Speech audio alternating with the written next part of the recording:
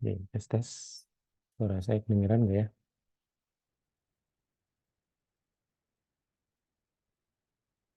Halo, halo.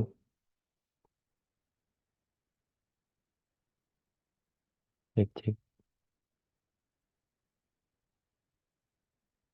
Halo, halo.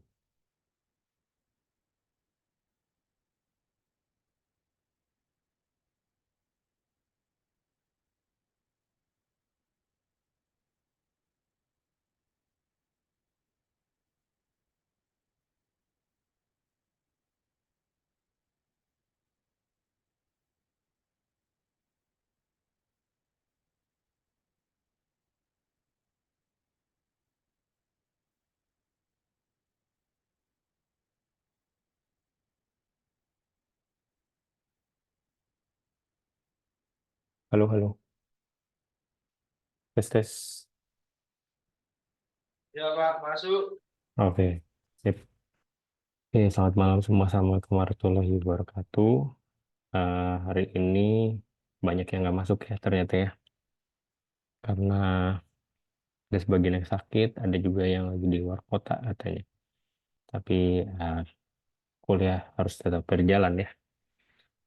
Nah, hari ini kita bahas hmm, terkait LLM.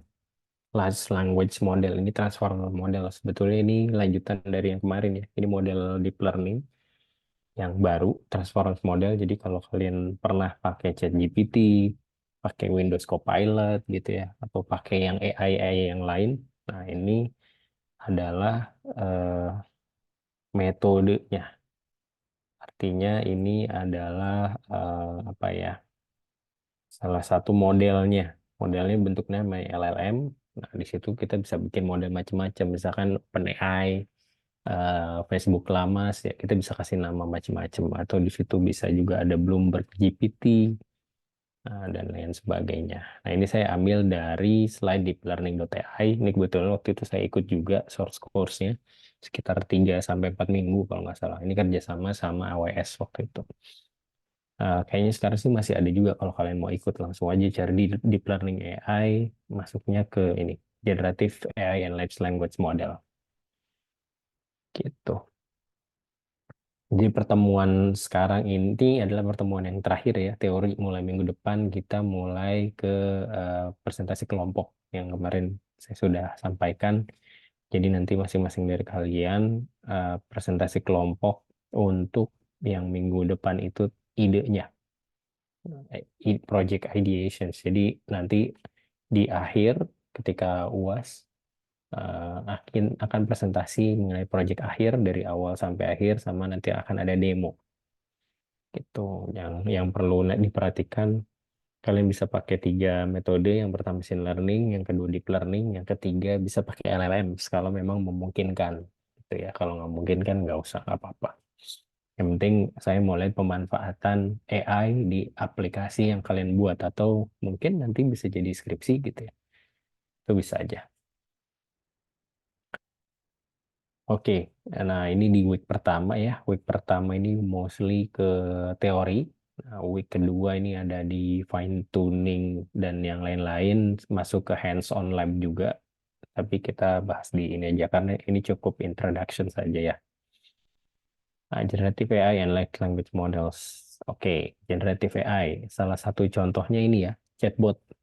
Kalau dulu chatbotnya masih tidak natural ya, artinya dia itu akan bisa menjawab pertanyaan sesuai dengan template pertanyaan yang ada di situ. Kalau misalkan di luar template, dia nggak akan bisa jawab gitu. Contohnya, misalkan dia templatenya ketika kita jawab hai atau halo, nah nanti akan dia mengeluarkan template jawaban gitu. Kayak apa ya mungkin dulu mah kita ngechat ke satu service gitu ya ke Telkomsel atau ke mana IndiHome, nah itu yang bahas si botnya, tapi chatbot yang memang sudah di define gitu ya, pertanyaannya apa ke keywordsnya nanti jawabannya ini tuh jawaban template lah. Nah di AI ini generative AI ini mereka mencoba untuk membuat senatural mungkin gitu dari jawaban. Nah, dari pertanyaannya nanti dia akan lihat konteksnya gitu. Dan dia jawabnya senatural mungkin. Jadi kita itu kayak berhadapan sama orang gitu ya, bukan berhadapan sama bot. Walaupun juga nanti akan ketahuan juga sih karena ada limitasinya ya. Tuh. Ini yang pertama chatbot, lalu ada misalkan kita buat ini gambar ya di sini dia lihat mau create imaginary subway map in coastal city. Nah, dia akan gambar subway map artinya dia gambar jalur kereta bawah tanah gitu ya di sini. Generatif juga dari gambar dia tambahkan overlay di atasnya. Atau ini yang bisa kita pakai nih, mungkin di sini udah ada yang pakai juga di GitHub Copilot dulu namanya ya. Nah, sekarang akhirnya Copilot dijadiin trademark sama Windows. Semua generatif AI dia yang awalnya GPT, Bing AI jadi Copilot. Nah, kita juga bisa buat di sini untuk code completions ya. Nah, misalnya kita cuma buat aja mau bikin fungsi apa di sini binary search, inputnya array X, L, dan R, lalu dia akan membuat coding di tengahnya ini.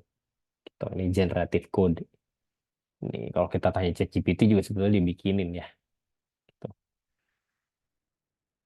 Oke, nah ada namanya large language model. Nah, ini beberapa large language model ini sebetulnya di awal tahunnya sekarang udah banyak banget, masif ya, hampir semua apa ya, perusahaan besar ngeluarin sendiri. Microsoft sendiri dia udah ngeluarin yang terakhir.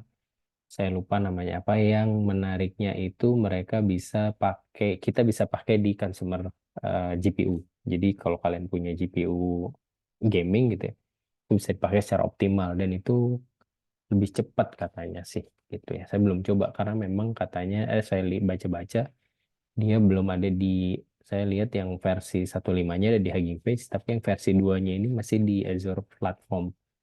Saya belum cari juga di Azure platform yang harus bayar ya tentunya. Nah, ini kita lihat kalau ini berdasarkan dataset trainingnya ya.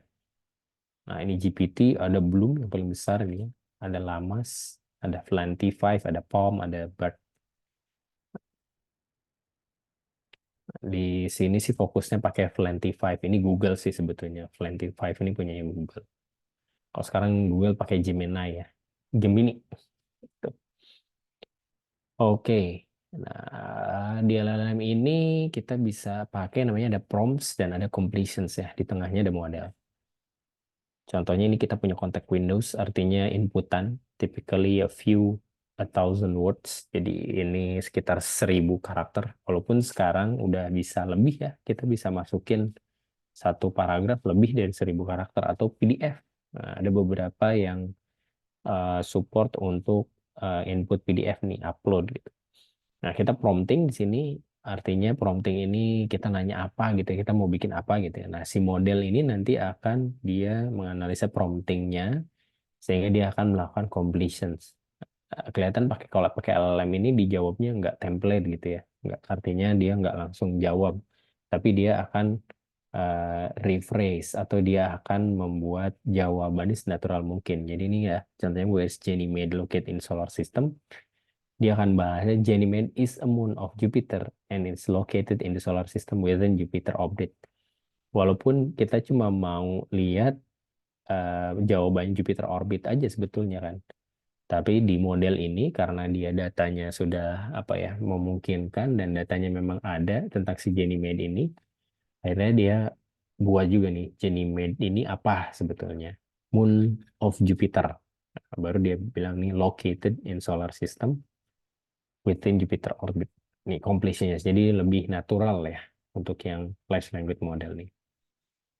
Ini contohnya dari prompt selalu akan jadi ada completion.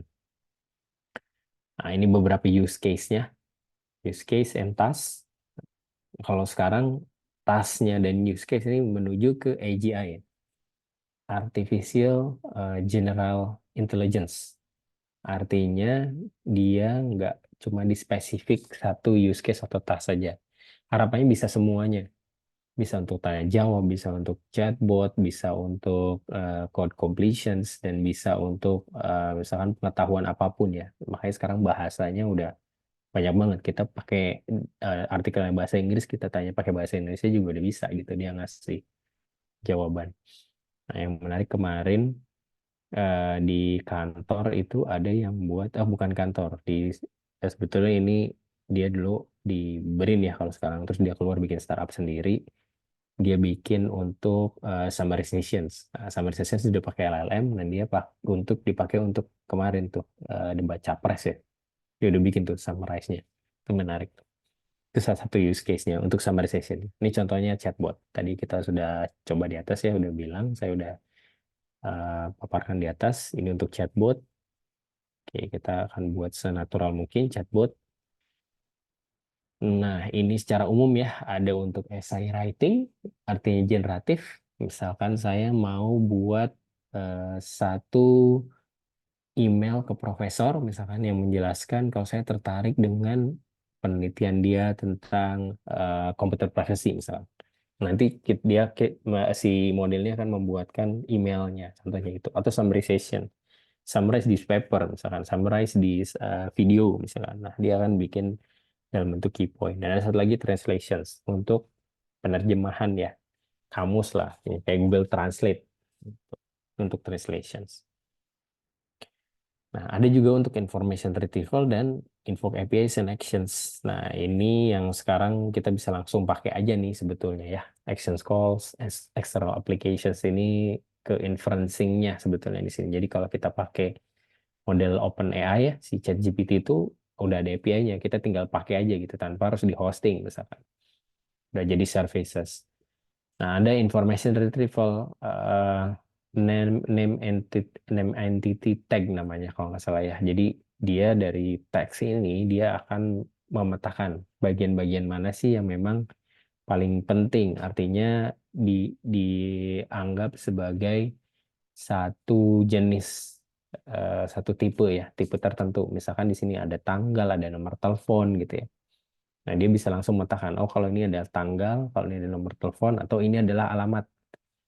Nah, ini udah information retrieval di handphone kita sebenarnya udah pakai juga ya. Jadi kalau ada SMS atau WhatsApp, kita bisa langsung touch tuh tanggalnya tanggal berapa gitu ya. Misalnya langsung ada tanggal kita touch atau ada nomor telepon, bisa kita touch langsung di save gitu kan. Atau dari image, nah, dari image yang kita capture, kita bisa langsung copy teksnya. Nah, ini information retrieval juga. Oke, nah significance of scale secara language understanding-nya. Nah, ini BERT itu cuma ada di 110 juta data ya yang dia training. Belum ini 176 miliar data. Gitu. Ini dua-duanya sama pakai BERT ini BERT base ya, yang paling apa namanya berarti yang paling simpel gitu ya, standarnya gitu, BERT base. Ini tuh belum 176 juta data. Tuh, ini secara data. Jadi untuk membuat LLM ini kita kebayang ya berapa banyak data yang dibutuhkan gitu untuk bisa ada language understanding di situ. Karena eh, bahasa ini berkembang terus ya, makanya nggak akan selalu sama nih. Tahun ini mungkin ada apa ada kata-kata baru itu misalnya gemoy gitu ya banyak dipakai. Tahun sebelumnya misalnya kita lihat pemilu ada kardrun, ada apa lagi ada macam-macam ya saya agak lupa deh jadinya. Kalong atau apa gitu ya, kampret, lupa. Nah, itu kata-katanya selalu berkembang. Jadi dia harus training terus sebetulnya supaya bisa mengerti konteksnya. Nah, ini how LLM works, Transformers Architectures. Nah, si LLM ini dia menggunakan arsitektur Transformers, bukan Transformers film ya, atau Transformers yang misalkan ada di generator. Kalau kita cari Transformers, itu bisa jadi generator atau bisa jadi ini apa kendaraan pengangkut alat berat gitu ya, Transformers atau merek mobil yang Avanza Xenia-nya Bluebird. Oke, nah si Transformers ini sebetulnya adalah evolusi dari RNN, Recurrent Neural Network, gitu ya. Nah, contohnya di RNN dia akan menebak nih token sebelumnya apa sih RNN. Saya ini ada taste, lalu dia akan tebak lagi T, taste, lalu di sini ada belakang lagi ditebak lagi mighty taste. Ya. Nah, selama dia akan menebak terus tokennya, semakin besar juga modelnya. Gitu ya. Nah, ini di RRN nih. makin besar yang akhirnya computing power butuh sangat tinggi sekali. Akhirnya makin besar, terus dia akan nebak taste great gitu ya. Lalu ternyata di sini the milk is bad, mighty taste great. Nah, akhirnya salah kan. Ini susunya nggak enak, berarti tehnya juga nggak enak gitu. Oke, gitu. Understanding language can be challenging. Nah, kita lihat ya, ini I took my money to the bank. Nah, banknya ini apa? River Bank atau misalkan bank apa gitu di sini kan bisa ya. Nah, atau di sini kita lihat ya secara bahasa Inggris, the teacher taught the students with the book. Nah, ini booknya buku siapa nih yang diajarkan ke students? Bukunya teacher atau bukunya students gitu yang dipakai. Ini tergantung konteks. Kalau kita lihat dari sebelah sini sampai ke sini artinya the teacher's book. Tapi kalau kita lihat student with the books artinya student books. Jadi ambigu gitu. Ini sebenarnya siapa nih? Bukunya punya siapa? Nah, si Transformers ya, dia itu uh, apa ya datang sebagai solusi nih. Nah, ini modelnya makin besar gitu ya. Karena dia jalannya secara tidak paralel gitu ya. Dia jalan satu-satu untuk setiap token. Nah, di sini di Transformers dia menawarkan ada parallelisms di tengah-tengah ini nih. Nah, ini model RNA dia ganti di sini pakai multi-head attentions. Tuh, ada multi-head attentions dan ada feed forward ya. Deep learning mari kita belajar ya propagations dan feed forward. Oke, awalnya dari ada di paper ini kalau nggak salah 2017 Attention is all you need ini yang buat dari Google semua yang akhirnya beberapa udah keluar dari Google sebetulnya move on masing-masing mungkin bikin sendiri gitu ya. Nah, dia menawarkan scale efficiency, parallel process, lalu attention to input meaning. Artinya secara konteks dia akan coba untuk memahami gitu ya. Kalau ini nggak memahami, dia cuma mau lihat aja nih kira-kira kemungkinan kata-katanya apa aja sih yang sebelum-sebelumnya gitu, berdasarkan dari data yang dia punya gitu. Tapi secara konteks dia nggak tahu itu artinya sebetulnya apa gitu. Kayak contohnya konteks kayak anak bayi gitu ya. Dia mungkin tahu beberapa konteks, beberapa kata gitu ya. Tapi dia dia juga bisa asal nyebut aja gitu. Tapi konteksnya nggak tahu apa atau anak-anak SD lah ya bisa menempatkan satu kata yang bukan pada tempatnya misalnya sering dengar kata egois ya dia pakai aja kamu egois gitu. Padahal egoisnya nggak tahu dia artinya egois itu apa gitu. Nah di si Transformers ini dia akan mencoba untuk melihat nih atau mencari konteks dari input makanya ada attention to input attention is all you need. Nah, intinya di situ. Nah papernya bukan kayak paper teknik ya bukan kayak paper untuk apa IT atau paper matematika dan yang lain sebagainya algoritma. Ini kayak apa novel gitu. Attention is all you need. Oke, nah ada LRNN ini di rescue nih. LLM to the rescue. Artinya akhirnya dia menawarkan tiga ini ya, di mana yang RNN nggak punya nih. Makanya dia modelnya akan semakin besar ketika kata-katanya semakin banyak gitu. Nah, sementara LLM modelnya ya cuma segitu aja gitu, nggak akan nambah-nambah. Nah, ini contoh di RNN ya, recurrent neural network. Artinya dia akan melakukan satu-satu nih. The teacher taught the student with the book gitu. Jadi dia akan melakukan prediksi satu-satu. Nah, di ada namanya bidirectional LSTM ya. Ada namanya LSTM, long short memory term. Nah, dia melakukan itu juga parallelism. Tapi hanya directions-nya terbatas gitu ya. Bisa uh, di LSTM biasa atau bisa bidirectional, artinya bisa bolak-balik gitu ya. Tapi secara paralelisme, si Transformers akan melakukan semuanya nih. The teacher talks student with the books gitu ya. Akhirnya dia akan membuat self attentions seperti ini. Semuanya dia akan analisis dari masing-masing kata, dia dengan teacher, teacher dengan teacher, semua kemungkinan yang akhirnya nanti dia akan dapatkan konteksnya. Yang mana adalah the teacher's book dan a student's book. Dua itu.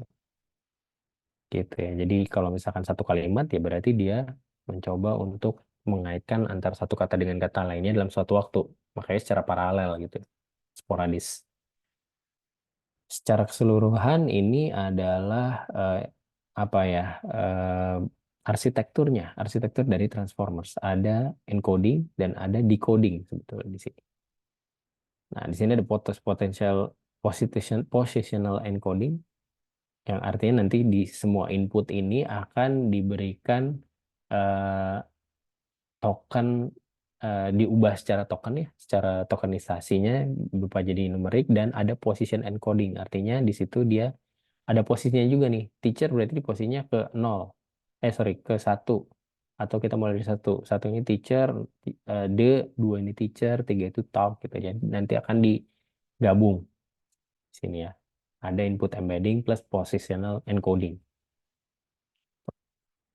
Nah, ini yang tengah ini kita bisa sederhanakan jadi namanya encoder dan decoder. Lalu dia ada softmax output, artinya dia akan mencari eh apa ya, output atau hasil yang maksimal. Softmax yang kayak kemarin di feed forward ya, ada softmax itu untuk mencari nilai maksimal sih sebetulnya. Oke. Nah, ini ada encoder dan decoder.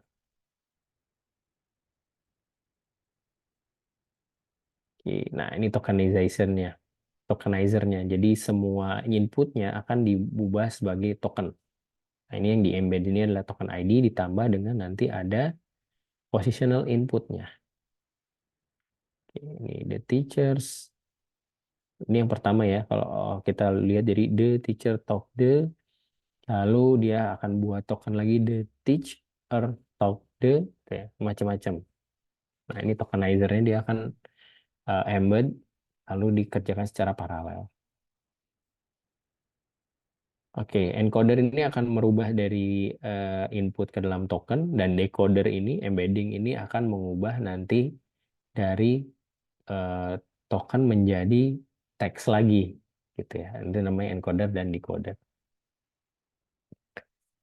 Nah, si transformers ini secara input, misalnya kita punya ada 4 input atau kita buat ada 4 kata ya. Nah, satu kata itu akan diencode ke dalam 512 matriks ya. Lihatnya di sini. Panjangnya 512 nih. Untuk inputannya, X-nya. Dan ini ID-ID-nya masuk ke dalam sini. Oke, nah contohnya ini ya. Dia coba petakan dalam vector space. Dia akan lihat kemungkinannya berarti ini sebetulnya adalah student books gitu, bukan si teacher books. Student book, angel measure distance between words. Nah, ini perhitungan untuk kemiripan ya. Oke. Nah, ada position embedding dan token embedding di sini. Token embedding, token yang tadi sudah dibuat dari kata-kata ya, lalu ini ada posisinya. Ditambahkan jadi satu matrix nantinya. Nah, di dalam encoder ini ada self attentions. Nah, self attentions yang membuat si parallelism. Nah, ini ya, multi-headed self attentions. Artinya dia akan membuat semua ini di tengah-tengah yang tadi ada di atas. Kalau ini kan dia per kata ya, the teachers. Nah, dia nanti akan bilang the teacher, the talk, the students, dan lain sebagainya. Ini jalan secara paralel nanti di tengah situ. Oke, dari mulai ke encoder akan masuk ke feed forward network. Artinya nanti dia akan lanjutkan ke dalam si decoder. Tuh, dari feed forward ini nanti dia akan masuk ke decoder dan decoder ada feed forward network ke softmax outputs untuk menjadi outputnya. Tuh. Ya, nah ini probability-nya softmax output ini dari 1 sampai ke N. Jadi dia sebenarnya punya jawabannya banyak gitu ya. Tapi dia akan membuat jawaban yang memang mendekati dengan apa ya, pertanyaannya atau inputnya. Tuh. Nah, ini beberapa case, contohnya misalnya di translations, sequence to sequence task. Nah, biasanya kalau misalkan kita terjemahkan kan per kata gitu ya. Tapi kalau di Transformers bisa diterjemahkan nanti dilihat dari konteksnya. Ini saya juga kurang paham nih Pak, bahasa Perancis ya. Mana kalau di videonya sih nanti di eh, terjemahannya nanti kalau cuma secara kata perkataan jadi salah gitu. Nah, contohnya ini semua jadi token ya dari JTAM, JTAM apa nih? Ada yang bisa bahasa Perancis nih? The Apprentissage Automatic. Nah, ini akan diubah menjadi token, lalu nanti masuk ke embedding di token ditambah dengan positions, baru masuk ke encoder. Dan decoder, lalu hasilnya akan keluar output jadi token lagi. Jadi token nanti akhirnya dia akan diubah lagi ke dalam bentuk si kata. Jadi akhirnya I love machine learning. Time apprentissage automatic. Nah, ini ada software output. Oke, nah ini encoder encodes input with contextual understanding and produce one vector per input token. Jadi dia akan nyari kontekstual dari setiap token, dari setiap kata gitu ya. Lalu decoder dia akan input token dan generate new token. Artinya dari generatif ya. Token yang sudah dia dapatkan dari sini dia buat ulang. Nah, ini kan makanya generatif ya. Si Transformers ini punya tiga apa namanya? Tiga model yang bisa kita gunakan ya. Ada encoder models only, ada encoders and decoders model, dan ada decoders only models. Nah, ini punya kasus atau case yang spesifik nih. Jadi kalau kita mau pakai encoder only ini bisa dipakai buat apa gitu bagusnya. Encoder decoder itu dipakai bagusnya untuk apa. Lalu decoder ini nanti bagusnya untuk apa. Oke, ada pertanyaan nggak sejauh ini?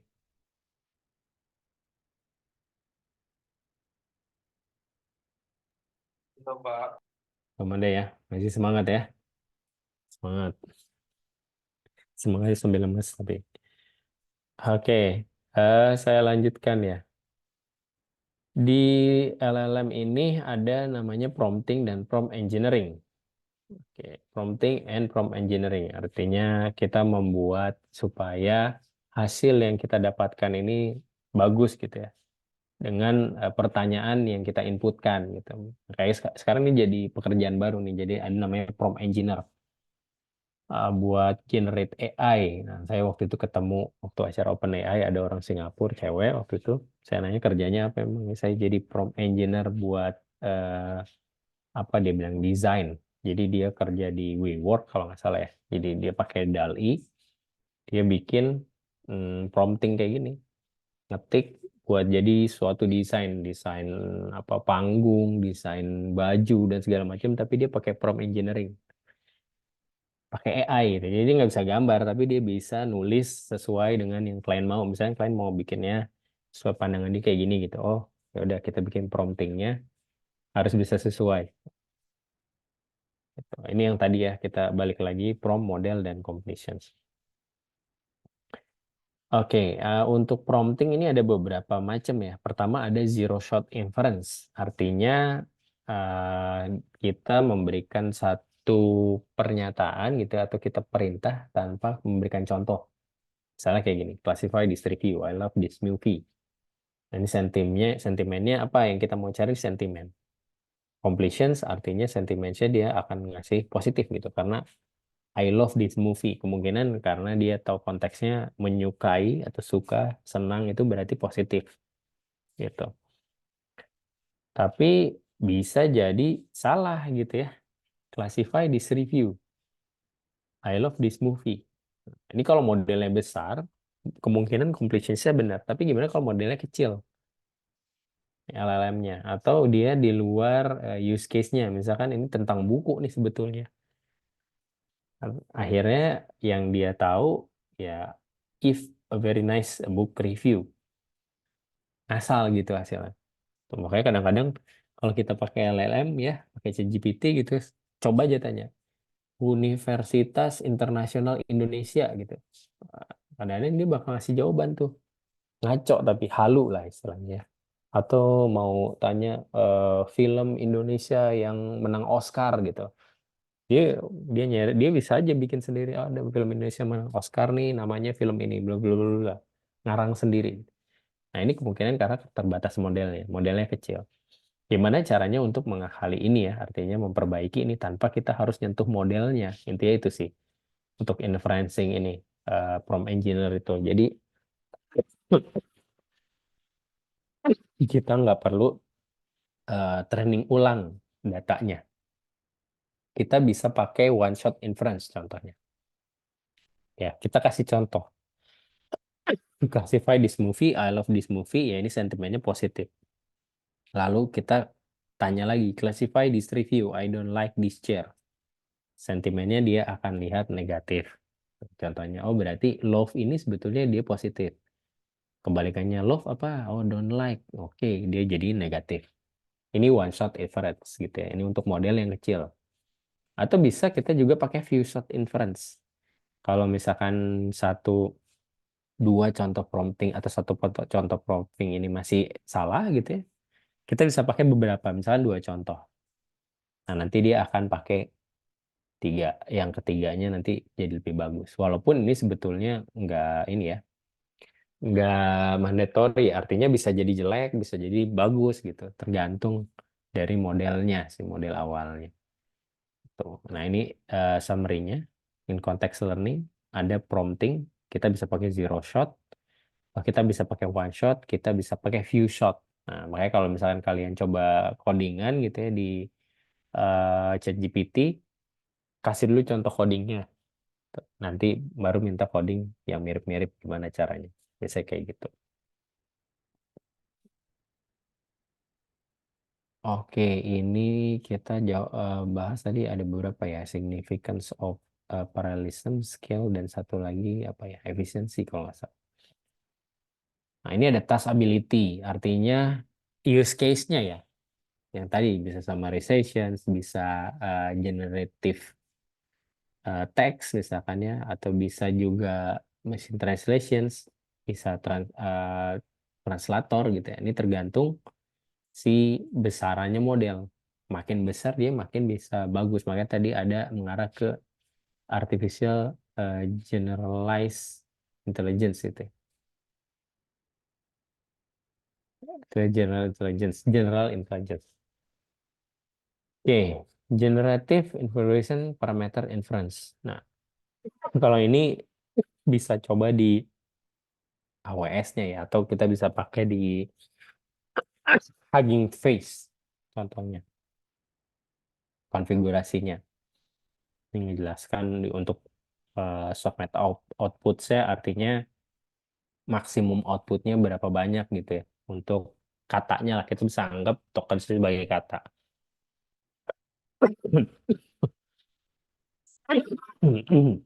Bisa 100, bisa 150, bisa 200 gitu. Ini menjelaskan untuk make news tokens, artinya kata-kata yang nanti di generate di akhir itu mau berapa besar gitu ya, berapa banyak. Lalu eh ini bisa pakai selanjutnya itu ada generative config greedy versus random sampling.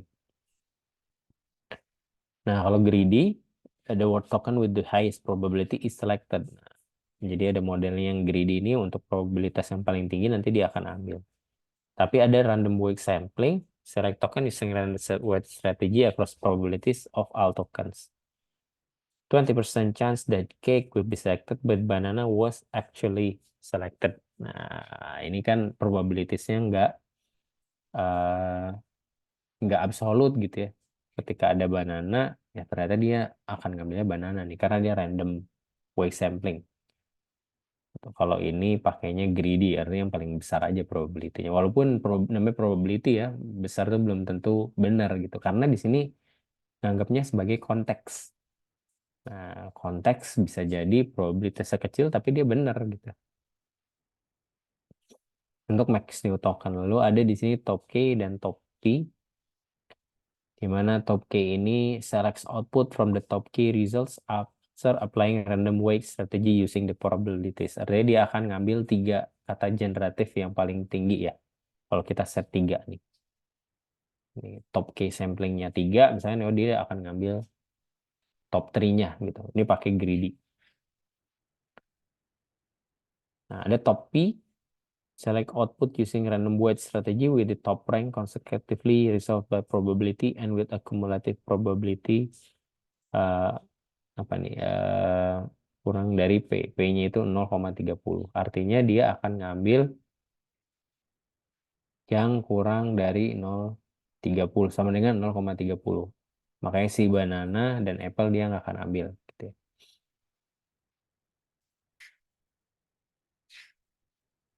Oke, ini topinya nanti betul dia satu ya. Naruhnya nanti kita mungkin probability-nya kalau sampel topi satu dia akan ngambilnya satu nanti. Yang probabilitasnya cuma satu gitu. Ya, artinya 100% yang diambil gitu. Kalau ini kita bisa kasih threshold, probabilitasnya berapa sih yang mau diambil. Jadi nggak dia akan ngambil tiga nih misalkan, setelah itu dia ngambil probabilitas yang 0,30. Akhirnya dia ngambilnya donat gitu ya. Karena banana ini kecil untuk filtering lagi. Lalu ada temperatur. Oke, untuk temperatur, ini cooler temperatur misalkan ya, untuk sebaran dari probabilitasnya kelihatan ya, signifikansinya kelihatan. Jadi dia akan cenderung menampilkan yang paling tinggi gitu dibanding dengan semuanya. Berbeda pakai yang higher temperature. Nah, ini dibikin lebih ke broader, flatter probability distribution. Artinya distribusinya dibikin lebih normal daripada yang si cooler temperature. Oke, ini sebenarnya kalau mau coba, saya agak lupa nih nyobain ini, tapi ada namanya AWS apa ya? Nanti saya coba lihat deh. Ini sebenarnya saya jadi malas pakai ini karena waktu itu salah saya juga sih. Jadi dari si course ini dia ngasih berapa ya? 200 jam kalau nggak salah. Untuk kita bisa training si model ya. Pakai use case-nya kita atau kita pakai data baru gitu. Nah, waktu itu saya ternyata pakai dua instance nih. Satu instance yang dikasih gratis, satu lagi bayar. Nggak dicek, instance yang masih jalan, tiba-tiba ada keluar warning dari si yang gratis kalau udah mau selesai gitu. Oh, ternyata oh, jamnya udah mau habis nih. Tapi kok masuk ke billing? Nah, ternyata masuk ke billing yang instance yang tambahin. Itu 3 hari udah habis 1,8 juta. Makanya bahaya banget nih LLM ini. Kalau memang nggak punya server, mendingan nggak usah coba-coba di cloud gitu ya. Mendingan coba training di komputer seadanya aja. Atau di TTS punya mungkin ya, bisa dipakai aja nanti di lab. Gitu, ada pertanyaan nggak?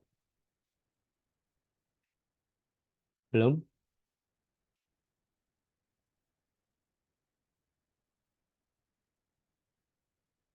Oke, kalau nggak ada pertanyaan saya lanjut ya. Nah, ini ada project life cycle. Gimana sih kalau kita mau pakai si generative AI ini gitu ya? Apa sih yang kita mau buat gitu pakai si generative AI? Misalnya projectnya mau kayak gimana sih? Nah, ini kita bisa ikuti frameworks-nya ini. Yang pertama, scope-nya yang kita akan lihat ya. Kita tentukan dulu use case-nya mau apa. Misalkan tadi mau summarization, mau misalkan apa. Ini mostly text sih biasanya, tapi kita bisa pakai untuk video, bisa juga pakai untuk audio gitu ya. Ya kayak Midjourney kan bisa pakai image ya. Kita generate image gitu dari prompting. Nah, scope-nya, use case-nya mau yang dipakai apa gitu. Lalu select buat existing model atau pre-train your own. Artinya kita bikin sendiri gitu ya. Pakai model yang udah ada gitu ya. Atau kita pakai model yang udah ada kita tambahin datanya. Misalkan paling gampang, oke pakai model yang udah ada aja deh. Tuh. Lalu adapt and line models. Ada prompt engineering, ada fine tuning, ada align with human feedback. Nah, kita bisa pakai human feedback, kita bisa pakai fine tuning. Artinya fine tuning sini masuk ke pre-train model sih sebetulnya. Oh sorry, Pre-train model artinya kita bikin model sendiri gitu. Bukan choose existing model tuh model yang udah ada. Model sendiri ya berarti kita harus bisa nyanyiin model-model yang udah ada di pasaran gitu, yang udah ada di industri. Kayak tadi kita mau bikin LLM sendiri misalkan. Nah, itu bisa tuh. Yang penting punya datanya banyak aja pakai si transformers yang tadi ya. Nah, kalau misalnya kita mau nambahin data dengan model yang ada, namanya fine tuning gitu. Jadi misalnya saya mau pakainya Open AI ChatGPT 3,5 lah gitu ya. Nah, punya data misalkan 20 giga. Kita bisa pakai fine tuning di situ. Artinya dari yang udah ada kita tambahin gitu datanya untuk use case kita. Misalkan kan kalau di OpenAI ini si ChatGPT 3,5 misalkan itu yang bisa dipakai ya karena yang 4 itu kan berbayar. Yang 3,5 misalkan saya mau pakai buat data lalu lintas nih di Tangerang Selatan gitu. Nah, kan si GPT nggak punya dong gitu. Nah, data lalu lintas Tangerang Selatan kita punya data misalnya 20 giga ya udah kita masukin ke situ pakai fine tuning. Kita akan training. Ada namanya parameter efficient tuning tuh. Sebentar ya.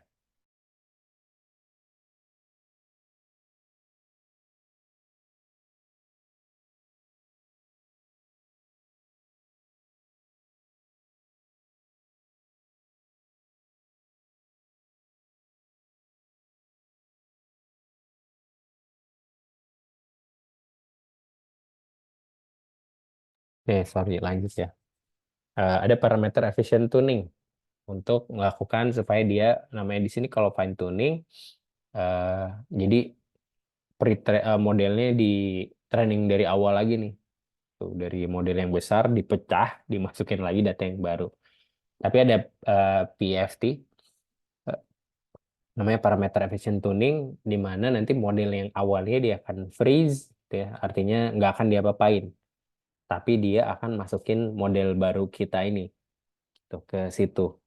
Yang di training model yang, sorry, data yang baru. Tanpa data yang lama ini di training ulang juga. Nah, itu ada PFT namanya. Harvester efficient tuning itu algoritma macam-macam. Nah, ada line with human feedback. Misalkan kita hasilnya salah nih, nah, kita bikin feedback di situ. Lalu ada evaluasi. Nah, yang terakhir baru masuk ke application integrations. Gimana kita lakukan untuk kita lakukan untuk deploying model inferencing-nya supaya nanti ini kayak macam hosting gitu. Lo augment model with LLM with port applications. Nah, di sini udah langsung masuk ke aplikasi yang kita buat gitu ya. Dimasukkan misalnya pakai jalur API dan lain sebagainya. Nah, ini saya udah tadi jelasin ya. Apakah model kita bisa dipakai atau bagus untuk semua tas yang ada? Yaitu menuju ke sana sebetulnya ya. Artificial Generative Intelligence. General Intelligence, AGI, AGI namanya. Nah, menuju sana. Tapi untuk saat ini memang belum semuanya bagus nih. Biasanya ada eh, apa ya? Ada memang tas yang khusus gitu. Makanya kalau misalkan kalian coba di Hugging Face itu macam-macam tuh yang bisa kita pakai parameternya. Misalkan ini bagus yang buat chat, ini bagus untuk generatif, ini bagus untuk summarization gitu, untuk translation. Nah dia pisahkan masing-masing tuh si modelnya yang nanti bisa kita pakai.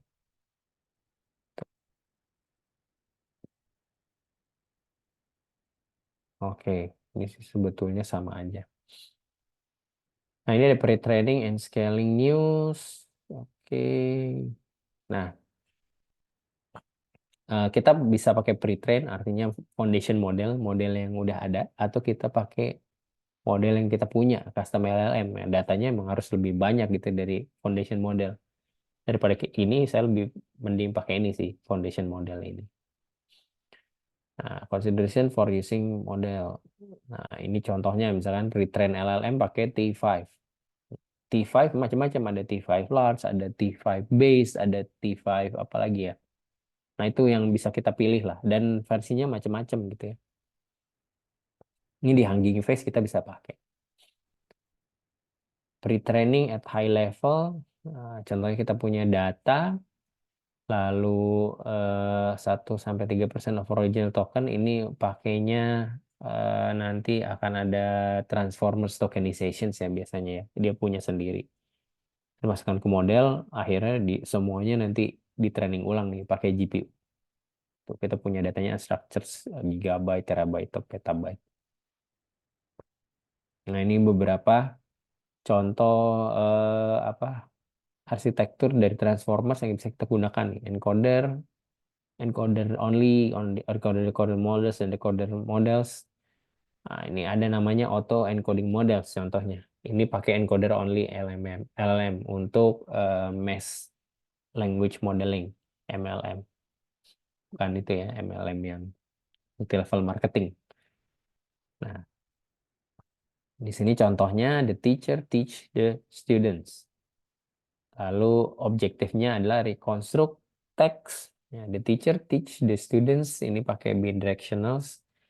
Kita yang akan dicari ini maskingnya. Sebenarnya jadi kayak nebak gitu ya. The teachers bla bla bla the students. Kira-kira apa gitu yang akan dia tebak.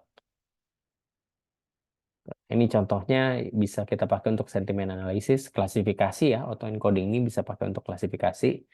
Misalkan positif, negatif atau netral. Nah, ini bisa dipakai dari Twitter misalkan kemarin ya, atau debat capres di media sosial mana kemarin udah banyak tuh yang di Twitter. Misalkan mau dilihat yang di Facebook atau lihat di WhatsApp keluarga misalkan ya. Ada name entity recognitions, yang ini yang tadi yang saya bilangnya kalau kita punya satu teks, kita udah bisa tahu si modelnya itu bisa memetakan mana yang tanggal misalkan, terus mana yang di situ ada tempat, alamat, token, OTP, dan lain sebagainya. Ada words classification. Contoh modelnya ada pakai BERT atau Roberta. Ini yang retrain model yang bisa kita pakai gitu ya. Lalu ada auto regressive model. Ini untuk decoder only. Jadi ini pakai di sebelah kiri ya. Ada yang namanya causal modeling untuk predik the next token. Kalau ini nebak, bukan prediksi ya. Kalau ini lebih ke predictions. Jadi auto completion lah pakainya si decoder only ini. Nah, the teacher teach. Nah, dia akan melihat setelah teacher ini apa gitu. Nah, ini pakai text generation atau ada images behaviors. Contohnya GPT dan Bloom yang kita pakai gitu ya. Yang banyak pakai nih GPT. Ada sequence to sequence model ini untuk translations.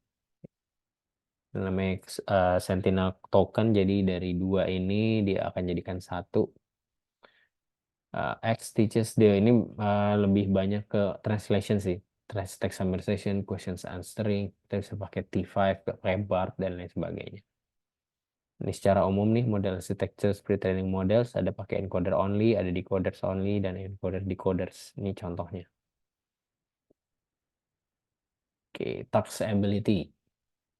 Kita lihat modelnya BERT ini cuma 110 juta, belum ini 176. Kalau kita lihat di sini BERT itu untuk si auto encoding ya, classifications. Ini datanya lebih banyak lagi. Si belum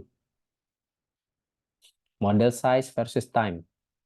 Nah, kalau kita lihat di sini dari mulai 2018, BART M-nya cuma 340 juta, sampai ke PAM di 2022 ada 540 billion, artinya miliar ya. 540 miliar data. Sampai 2023 kita udah nggak tahu lagi udah berapa banyak data yang mereka eh training ya. Karena semakin ke sini awalnya ya Transformers punya computing resource ya, dia butuh computing resource yang tinggi dan data yang banyak. Nah, makin ke sini kan makin banyak, makanya yang bisa bikin ini yang memang punya data kayak Google, Microsoft gitu ya. Si apalagi ya, Facebook gitu ya. Twitter juga kan dia bikin ya. Apa namanya? Ngrok ya kalau nggak salah. Dia bikin. Nah, bisa sampai ke triliun 2023 ya mungkin kayaknya udah nyampe sih sekarang. Desember akhir ini udah nyampe triliun sih saya yakin.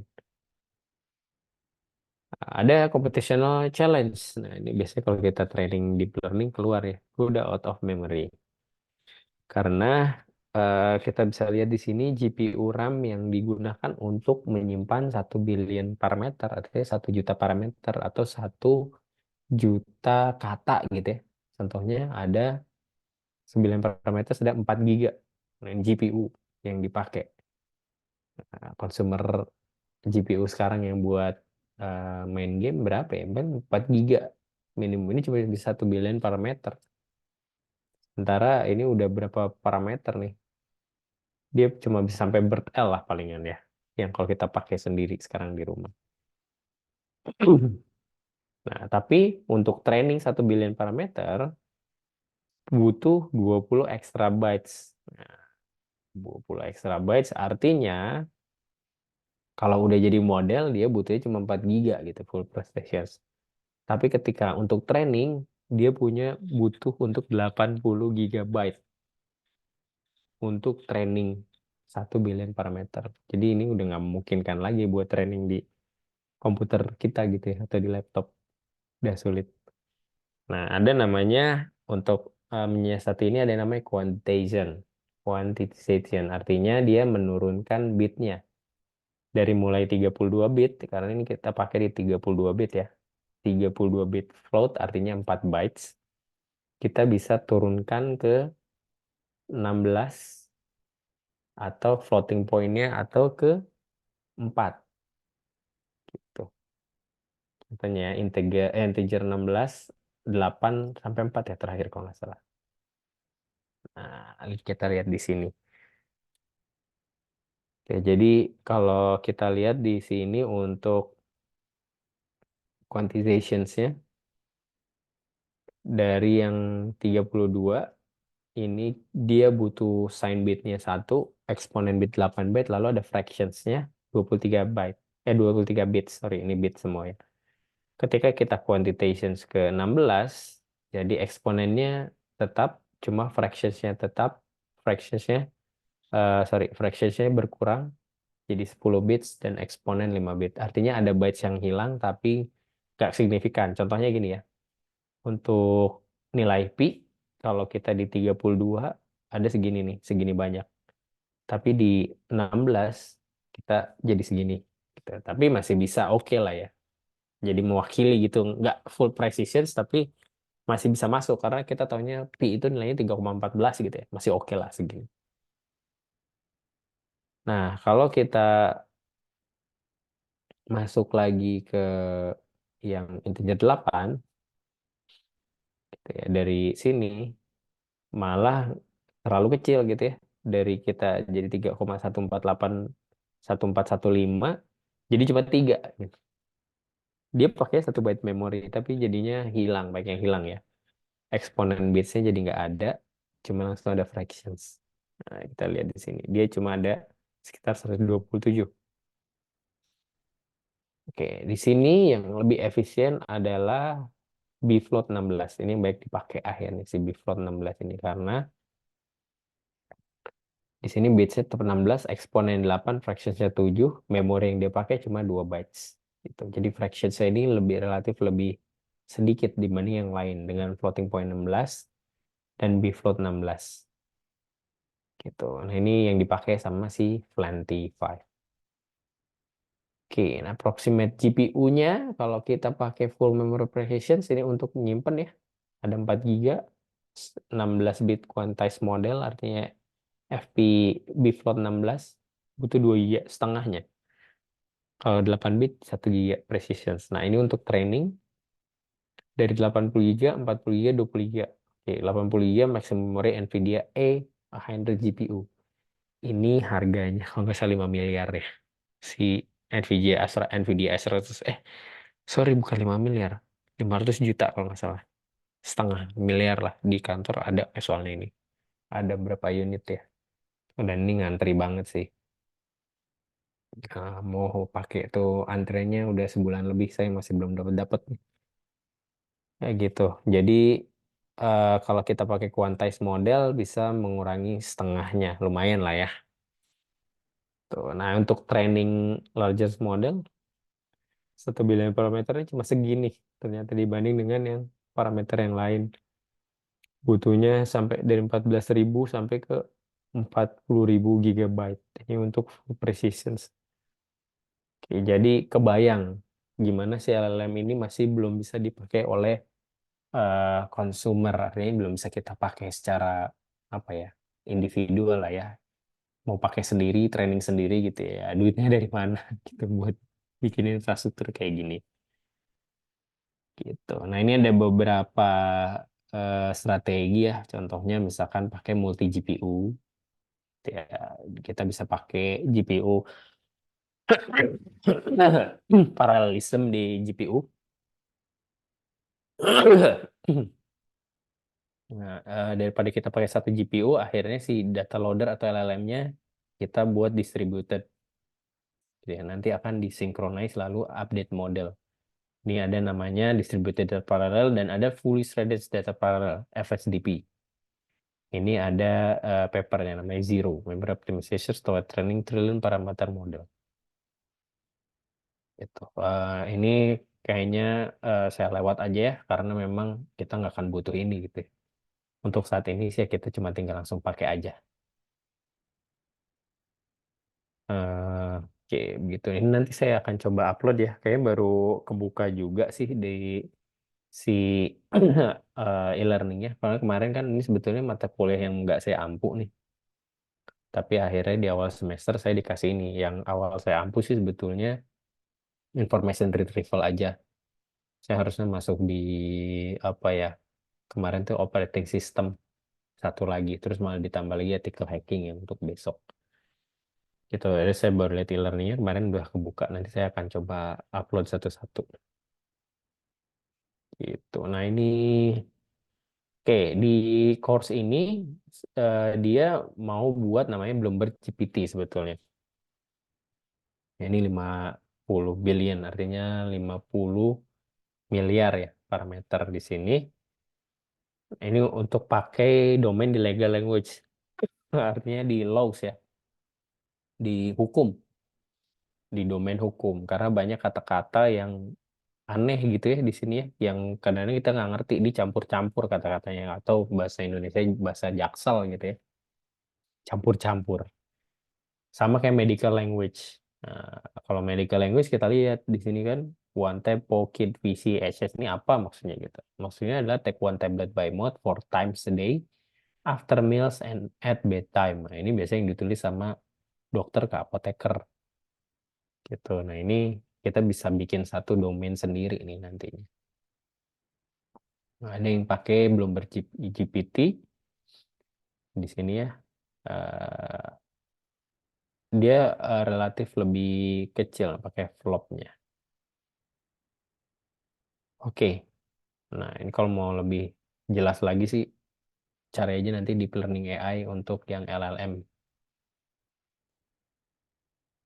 Eh, to summarize, jadi di sini kita lihat untuk LLM use case and task yang kalian nanti bisa pakai, misalnya untuk project akhir, kalian bisa pakai generative text, misalkan mau buat puisi dalam bahasa Indonesia, misalkan ya, pakai si generative text, atau bikin project buat apa, membuat surat cinta gitu untuk esai untuk generatif ya, atau summarization bahasa Indonesia itu bisa juga, atau translation misalkan pakai bahasa Sunda ke bahasa Inggris gitu ya, bisa juga.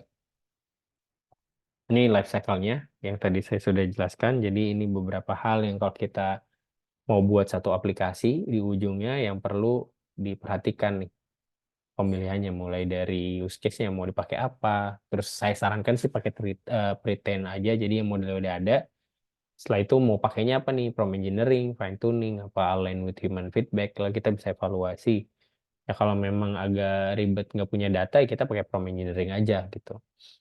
Nah, artinya nanti untuk inputnya kita kasih contoh. Lalu di sini ada application integrations. Kita bisa deploy model inference-nya nanti di mana misalkan. Lalu integrasi ke aplikasi. Augment model and build LLM powered applications. Oke, saya kira cukup ya. Mudah-mudahan membuka apa nih, pengetahuan baru tentang LLM. Gitu. Large language model. Jadi bukan cuma pakai aja nih si ChatGPT-nya, tapi udah bisa buat tahu gitu ya di belakangnya seperti apa. Gitu. Oke, saya absensi dulu ya. Ada pertanyaan nggak? Kalau ada pertanyaan, saya absen nih. Nggak ada?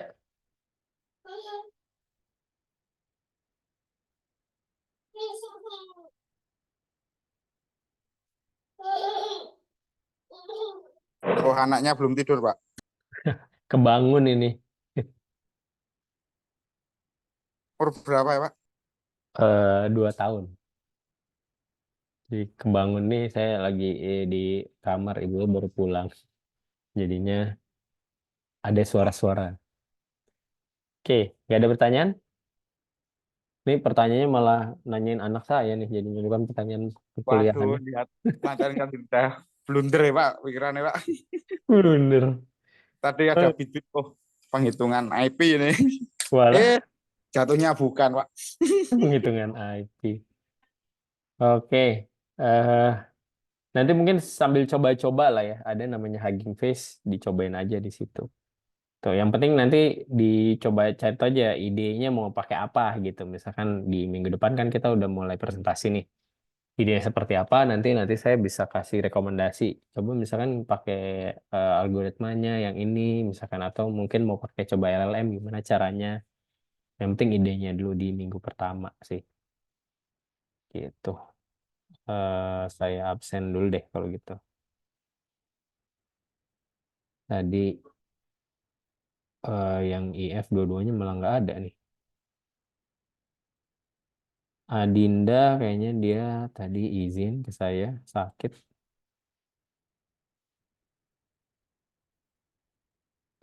Mana ya sebentar. Oke, Ahmad Ulin Nuha ada nggak? Nggak ada, Pak. Nggak ada ya. Banyak yang tumbang nih kayaknya. Oh, artificial intelligence gitu.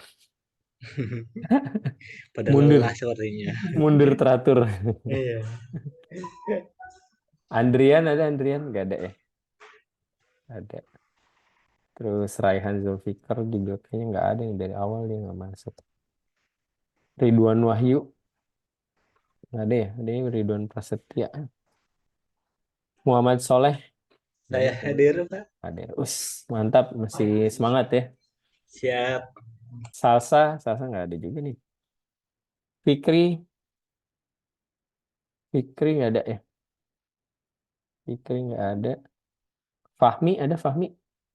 Ada Pak, hadir Pak. Hadir. Udah aman ya dari reguler ya. Novita ada nggak Novita? Novita nggak ada nih. Doni udah hadir aja belum Don? Tenang.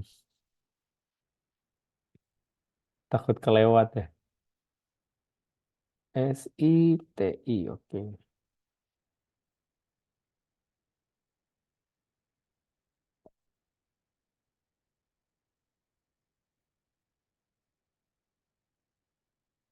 Abdallah ada.